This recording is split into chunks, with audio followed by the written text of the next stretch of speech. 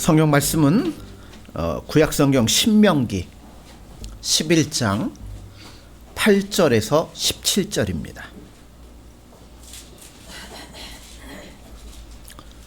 구약성경 신명기 11장 8절에서 17절입니다. 찾으셨으면 교독합니다. 그러므로 너희는 내가 오늘 너희에게 명하는 모든 명령을 지키라.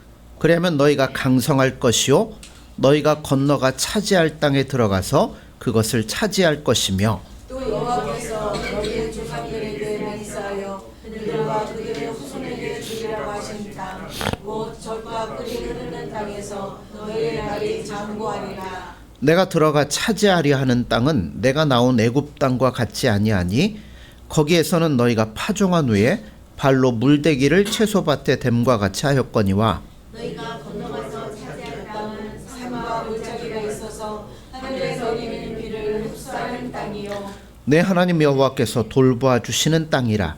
연초부터 연말까지 내 하나님 여호와의 눈이 항상 그 위에 있느니라.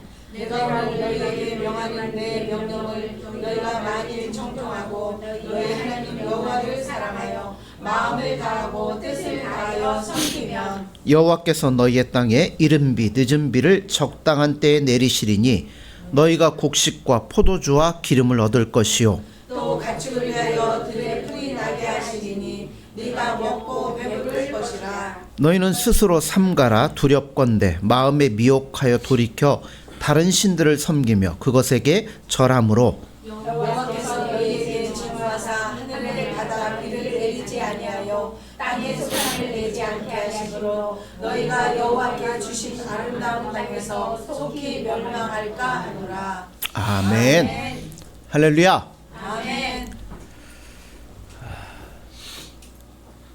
저는 절기 때가 오면 가슴이 답답합니다.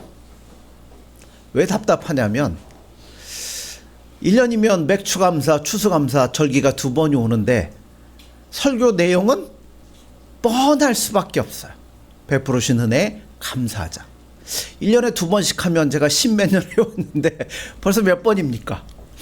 찾고 찾아도 이제는 할 게 별로 없어요. 예. 예. 큰 교회 오랫동안 목회하신 목사님들은 참 그래서 대단하다 하는 생각이 드는데요. 그래서 오늘은 조금 다른 의미에서 우리 추수감사 예배를 설교를 하려고 합니다. 지금 이스라엘 백성들은 가나안 땅 맞은편, 지금으로 얘기하면 요르단 땅입니다.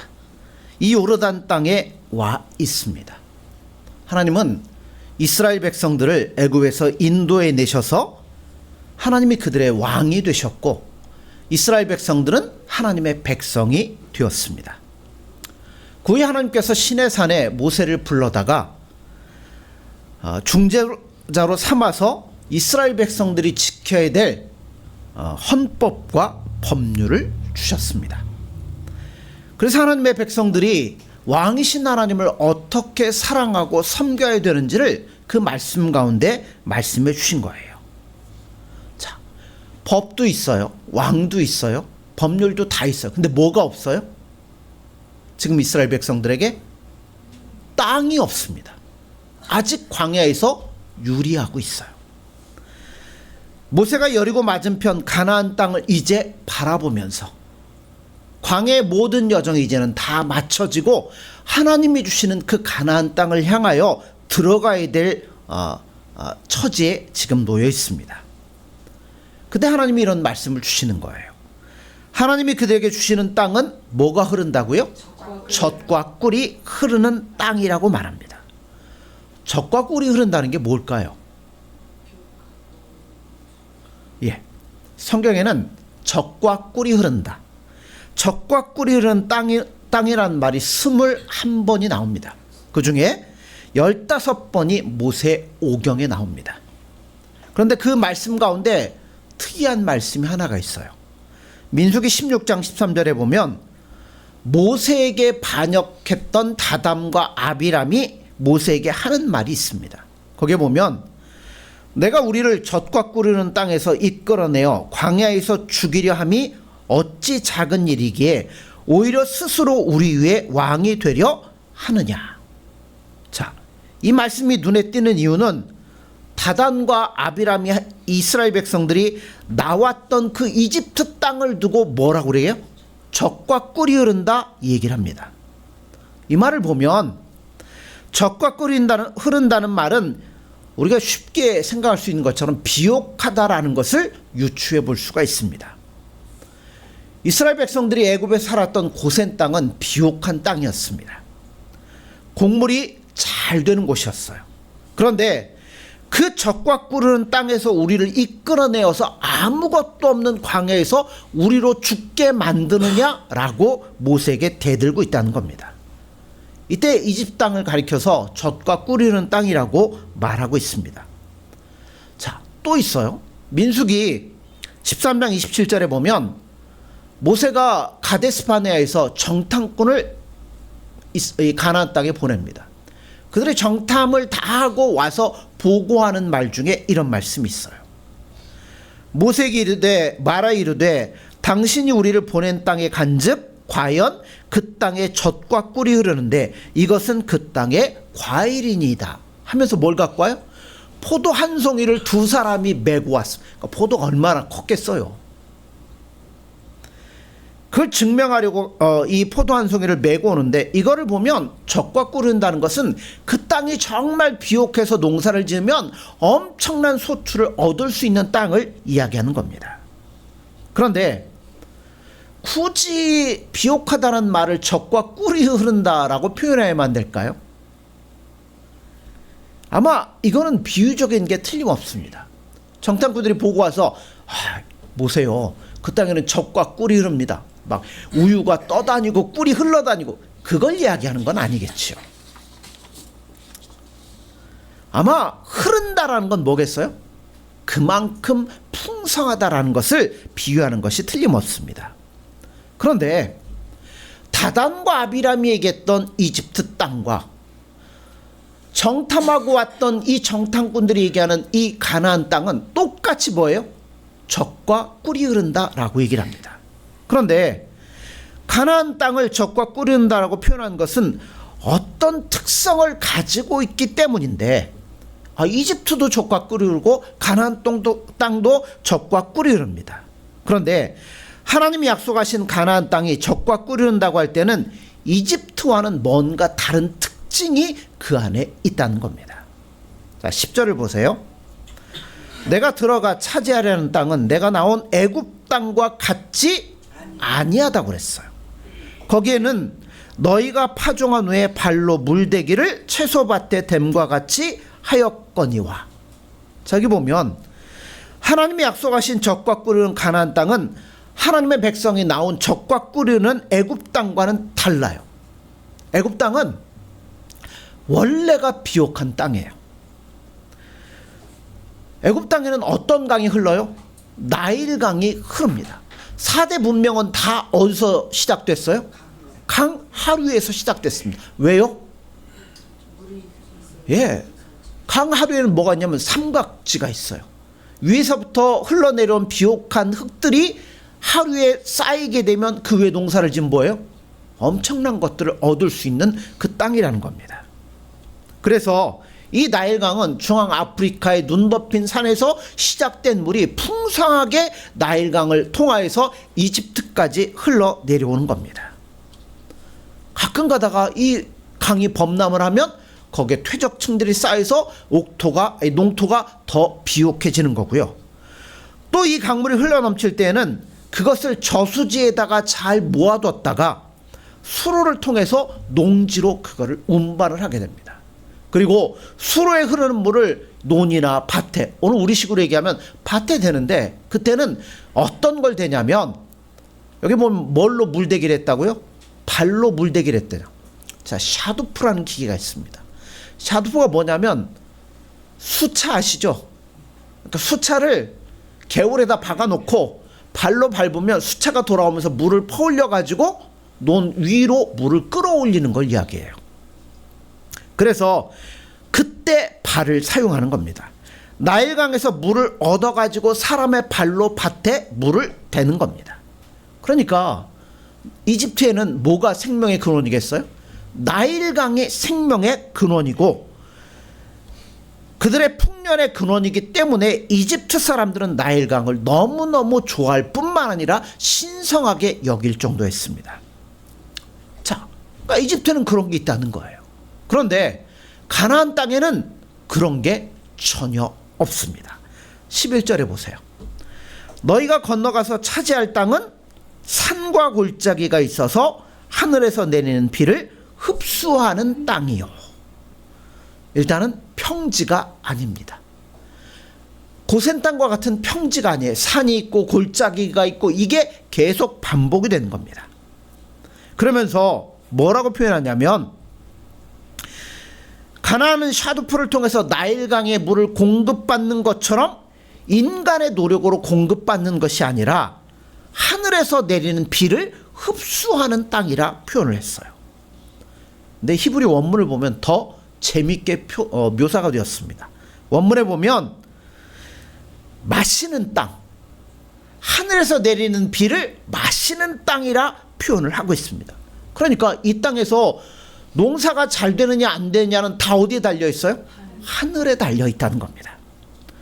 하늘이 열리면 풍성해지고 비옥해지고 그것이 가나안 땅의 특징이라고 성경은 말씀합니다. 그런데 여러분 이게 뭘 말씀해 주는 거예요? 바로 예수 믿는 우리들의 삶을 이야기해 주는 겁니다. 우리가 예수를 믿지 않고 살 때, 애굽에 살 때는 다 뭐였어요? 내가 팔로 논에 물을 대야 되고 내가 노력해야 되고 내가 수고하고 내가 모든 것들을 내 힘으로 얻어내야만 되는 땅이 애굽이었습니다. 그런데 이제는 그 애굽을 탈출하여 어디에 들어가는 거예요? 가나안 땅, 예수 믿는 삶 안으로 들어온 거예요. 그러면 예수를 믿고 나면 이제는 뭐예요?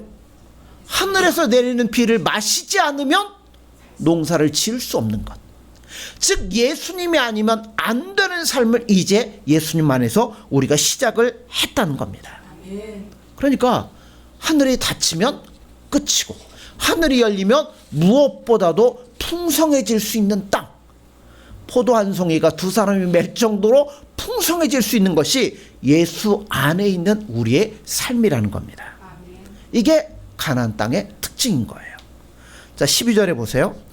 내 하나님 여호와께서 돌보아 주시는 땅이라. 연초부터 연말까지 내 하나님 여호와의 눈이 항상 그 위에 있느니라. 자, 가나안 땅의 특징이 뭐라고요? 하나님이 돌보시는 땅. 연초부터 연말까지는 뭐예요? 1년 사시사철 한순간도 쉬지 않고 하나님께서 보시는 땅이라는 겁니다. 즉 예수 믿는 우리의 삶은 예수님이 우리를 한순간도 놓지 않고 처음부터 끝까지 지켜보고 돌보아 주시는 것이 예수 믿는 신자들의 삶이라는 겁니다. 관심을 가지시는 거예요. 다시 말하면 신자들인 우리들의 삶 속에서 예수님이 돌보시고 간섭하시고 계시다는 말씀이라는 겁니다. 자, 이렇게 특수하게 하나님이 간섭을 하시니까 간섭을 받는 백성들이 해야 될 의무가 있다는 거예요. 첫째는 두 가지 방향으로 볼 수 있어요. 긍정적인 방향입니다. 자, 13절 15절 보세요. 내가 오늘 너희에게 명하는 내 명령을 너희가 만일 뭐 하라고요? 청종하고 너희 하나님 여호와를 사랑하여 마음을 다하고 뜻을 다하여 섬기면 여호와께서 너희 땅에 이른 비 늦은 비를 적당한 때에 내리시리니 너희가 곡식과 포도주와 기름을 얻을 것이요 또 가축을 위하여 들에 풀이 나게 하시리니 내가 먹고 배부를 것이라. 자, 이 말씀을 한 단어로 요약하면 아까 뭐라고 그랬어요? 제가 멈췄잖아요. 읽다가 한 단어로 딱 압축을 하면 청종하라는 겁니다. 히브리어로는 쉐마예요. 신명기에 보면 이스라엘아 들으라 우리 하나님 여호와는 오직 하나인 여호와시니 너는 마음을 다하고 성품을 다하고 뜻을 다하고 힘을 다하여 내 하나님 여호와를 사랑하라. 오늘날 내가 내게 명하는 이 말씀을 매주자. 그죠? 이마에 매든지 손목에 매어 기호를 삼아 앉았을 때든 일할 때든 언제든지 그 말씀을 묵상하라고 그랬어요. 하나님께서 특별하게 간섭하셔서 하나님 나라의 법을 주셨습니다. 그래서 하나님께서 주신 법을 하나님을, 예수님을 사랑하고 섬기면서 그 뜻대로 순종하며 나아가면 그것이 바로 청종이라 말할 수 있는 거예요. 자, 청종하면 어떻게 하신다고요? 하늘의 문을 여시겠다는 겁니다. 그리고 하늘을 여셔서 비를 내리시는데 이른 비와 늦은 비를 적당하게 내려주신다고 그랬어요. 이스라엘은 가을부터 시작해서 봄까지가 우기입니다. 그러니까 봄부터 가을까지는 건기라 비가 한 방울도 안 내려요. 그러니까 우리는 농사 언제 져요? 봄에 씨 뿌리고 가을에 거두는데 이스라엘은 봄에 씨 뿌렸다가는 다 말라갖고 아무것도 못 거둡니다. 그러니까 언제 씨를 뿌려요? 가을에 뿌리는 거예요. 그 이른비라라고 하는 것은 언제 내리는 거냐면 10월, 11월에 내리는 거예요. 여름 내 바싹 말라가지고 메마른 땅에 10월, 11월에 비가 막 내리면 땅이 촉촉해지고, 그러면 거기다 뭘 심어요? 씨앗을 심습니다. 씨앗이 겨울, 우리는 겨울이지만 거기는 말이 겨울이지 그렇게 추운 날씨는 아니잖아. 그러면 그 씨앗들이 점점 자라 추수하기 전에 3, 4월에 늦은 비가 내리는데, 늦은 비는 이제 꽃을 피고 열매를 맺기 전에 비를 내려서 땅을 촉촉하게 해주므로 더 많은 것들을 얻을 수 있도록 만드는 것이 바로 늦은 비라는 겁니다. 자, 하나님께서 이렇게 늦은 비와 이른 비와 늦은 비를 적당히 적당한 때에 내려주신다고 그랬어요. 자, 적당한 때를 지나면 어떻게 돼요? 적당량을 넘어가면 어떻게 돼요? 홍수가 나고, 아니면 시간이 지나가 버리면 아무것도 얻을 수 없습니다. 그런데 적당한 때에 내리셔서 땅을 비옥하게 하시고, 그 비옥해진 땅에서 곡물들이 자라게 하시고, 밀과 보리 같은 이 곡물들을 먹고 사람들은 배부르게 될 것이고, 들에 피는 이런 들에 자라는 풀들을 뜯어먹고 동물들도 살이 찔 거라고 말씀을 하는 겁니다. 그러므로 어떨 때요? 청종할 때. 예수님을 사랑하고 그분의 말씀 앞에 순종하고 그분의 뜻대로 살아가려고 노력할 때 하나님이 이렇게 해주신다는 겁니다. 자, 이게 긍정적인 방향이에요. 그럼 뭐 또 있겠어요? 부정적인 것도 있겠죠. 두 번째는 부정적인 의미의 방향입니다. 자, 16절에 17절 보세요. 너희는 스스로 삼가라. 두렵건대 마음에 미혹하여 돌이켜 다른 신들을 섬기며 그것에게 절함으로 여호와께서 너희에게 진노하사 하늘을 닫아 비를 내리지 아니하여 땅이 소산을 내지 않게 하심으로 너희가 여호와께서 주신 아름다운 땅에서 속히 멸망할까 하노라. 자, 이것도 한 단어로 딱 압축하면 뭐겠어요? 주의하라, 조심하라. 히브리어로는 샤마하라, 이런 단어인데요. 왜 주의하라고 그럴까요? 그동안 이스라엘 백성 어디 살았어요? 광야에 살았습니다. 광야에 살 동안 뭐 먹고 살았어요? 만나? 그 다음에 하나님이 때로 메추라기를 불러 오셔서 그걸 먹고 살았어요. 근데 이스라엘 백성들이 가나안 땅에 들어가자마자 어떻게 돼요? 이 모든 것들이 다 멈추게 됩니다. 아마 구름으로 불로 이 인도하시던 것도 가나안 땅에 들어가면서 다 멈췄던 것 같아요. 자, 그러니까 이스라엘 백성은 뭐라고 생각해요? 하나님은 광야에 있는 하나님이고 가나안 땅에 들어가면 가나안 땅엔 다른 게 있다라고 생각을 하는 거예요. 그리고 가나안 땅에 비가 내리면 누가 내린다고요? 그 땅에 있는 바알과 아세라, 하닷 이런 신들이 내린다고 생각을 해서 하나님을 버리고 뭐 한다고요? 그 우상을 섬길 가능성들이 있다는 겁니다. 이렇게 되면 하나님 뭐 하시겠다고요? 하늘을 닫으시겠다는 겁니다. 하늘을 닫아두시고 비를 내리지 않으시겠다는 겁니다. 비가 내리지 않으면 곡식을 심을 수 없고 곡식이 자랄 수 없고 아무것도 얻을 수 없다는 겁니다. 우리는 예수님의 은혜로 살아가는 거예요. 근데 이걸 잃어버린 채 세상에서 욕심에 빠져가지고 세상적인 것들만을 추구하며 살다 보면 하나님이 문을 닫으시겠다는 겁니다. 우리에게 은혜를 거두시겠다는 거예요. 그러면 우리가 뭘로 살겠습니까? 살 수 없는 거예요. 여기서 한 가지 우리가 생각해 볼 수 있는 게 있어요. 자, 하나님이 사랑하시는 자녀들에게 어떤 땅을 준다고요? 젖과 꿀이 흐르는 땅을 주셨는데, 여러분 젖과 꿀이 흐르세요? 삶 속에서? 아니, 하나님이 젖과 꿀인다고 했는데 왜 내 삶에는 요것밖에 안 되는가 하는 의문이 생길 수 있습니다. 다시 말하자면 우리에게 풍성한 것들을 주시겠다고 말씀했는데, 또 예수님 오셔서 하신 말씀이 있죠. 내가 온 것은 양으로 생명을 얻게 하고 풍성히 얻게 함이니라 라고 말씀하셨는데, 아니, 예수님 안에 있는 그리스도의 삶이 이 정도밖에 안 되는가 라는 의문이 생기지 않습니까? 이게 진짜 하나님이 약속하신 풍성한 삶인가? 근데 이거는 여러분 잘못된 질문입니다. 이렇게 질문하셔야 돼요. 하나님께서 약속하신 젖과 꿀은 땅이 어째서 내 안에는 이렇게 되었는가? 예수님께서 풍성한 삶이라고 약속하신 삶이 내 생활 속에서는 어째서 이 정도밖에 나타나지 않는가라고 질문하셔야 된다는 거예요. 바울 사도는요, 말년에 감옥에 갇혔습니다. 감옥에 갇혔는데도 바울은 뭐 했어요? 얼마나 기뻤는지 몰라요.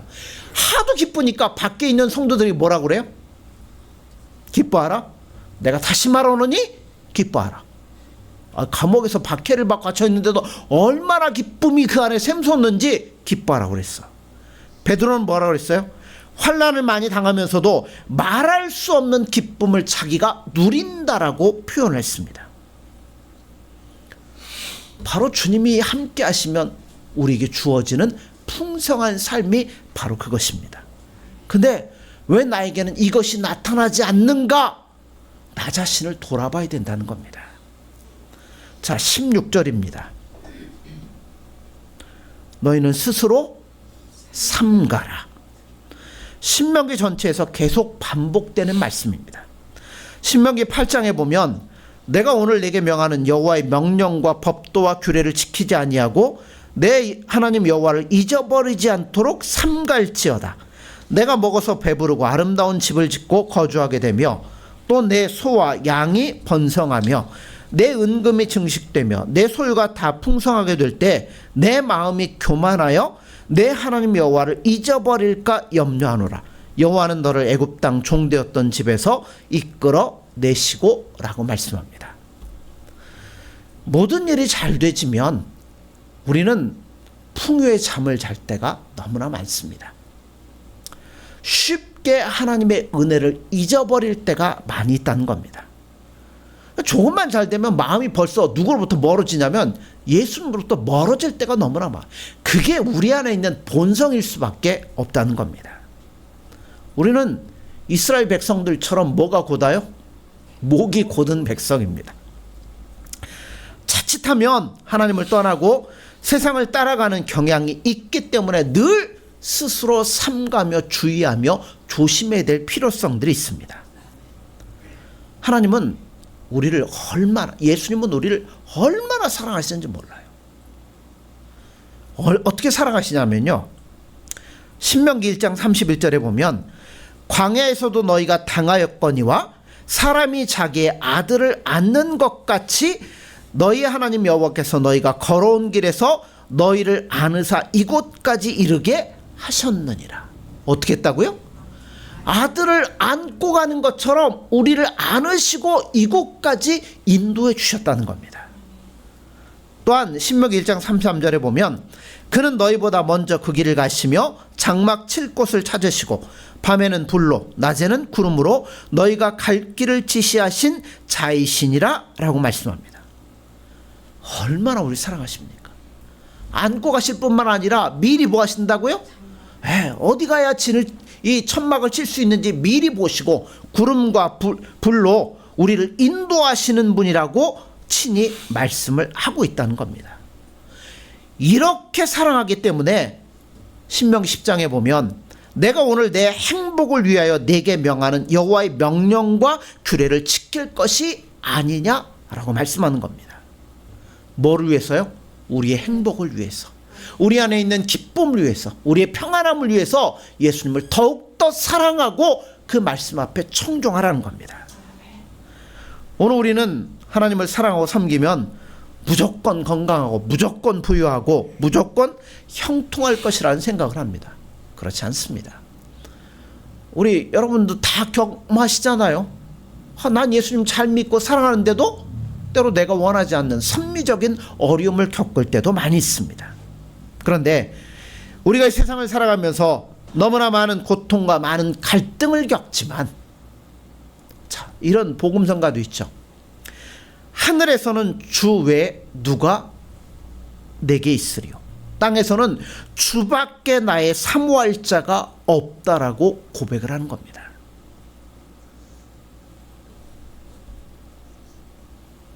여러분, 우리가 예수님을 사랑하면요, 예수님 풍성한 삶을 우리 안에 주실 거예요. 그 예수님을 더욱더 사랑하면 우리 입에서는 계속 뭐가 나올 수밖에 없어요? 환난 가운데도 기쁨의 찬송이 나올 수밖에 없습니다. 감옥 안에서도 기쁨이 넘쳐서 내가 다시 말하노니 기뻐하라 라고 말하는 바울과 같은 기쁨과 행복이 우리 안에 있을 거라는 겁니다. 예수님을 전심으로 사랑하고 청종하고 순종하면 이렇게 된다는 겁니다. 아멘. 여러분, 추수감사주일이 뭡니까? 그냥 1년 동안 뭐 일하고 해서 뭐 세상적인 것들 많이 거둬서 그게 감사하는 절기가 추수감사절이 아니에요. 우리에게 베풀어 주셨던 예수님의 은혜를 다시금 소망하고 돌아보면서 그 예수님을 더욱더 깊이 사랑하는 절기가 바로 감사절이라는 겁니다. 그러므로 사랑하는 성도 여러분들, 오늘 우리에게 예수님은 적과 꿀이는 행복한 삶을 우리에게 주셨습니다. 그 땅에서 우리가 풍성한 소출을 얻느냐 못 얻느냐는 누구한테 달려있냐면 저와 여러분에게 달려 있다는 겁니다. 나의 행복을 위해서 주신 예수님, 그분의 말씀을 우리가 청종하고 순종하고 사랑하면 우리 삶 속에서 막 우유가 둥둥 떠다니고 꿀이 떠다니는 것과 같은 행복하고 아름다운 풍요로운 삶이 이어지리라 믿습니다. 아멘. 이 삶을 바라보면서 더욱더 힘써 여호와를 사랑하며 청종할 수 있는 저와 여러분들이 되어지기를 간절히 소원합니다. 아멘. 기도하겠습니다. 예수님 사랑합니다. 오늘 우리에게 풍요롭고 아름다운 삶을 허락해 주시면서 우리가 정말 마음을 다하여 예수님을 사랑하며 그분과 동행하며 그분의 말씀에 청종할 때 하늘의 문을 여시고 우리의 삶 속에 풍요의 비를 내려주셔서 우리 모든 삶이 형통하며 행복한 삶을 주신다고 말씀했는데, 우리가 혹여나 세상에 우리의 마음을 빼앗겨 그릇된 길로 가지 않도록 도와주시고 스스로 삼가 주의하며 주의 말씀을 청종하며 주님을 사랑할 수 있는 우리의 거룩한 심령이 될 수 있도록 이 시간 은혜를 베풀어 주옵소서. 그래서 우리의 삶을 통하여서 늘 예수님으로 말미암아 기쁨과 웃음이 떠나지 않는 아름다운 삶이 될 수 있도록 축복하여 주옵소서. 예수님의 이름으로 기도드립니다. 아멘.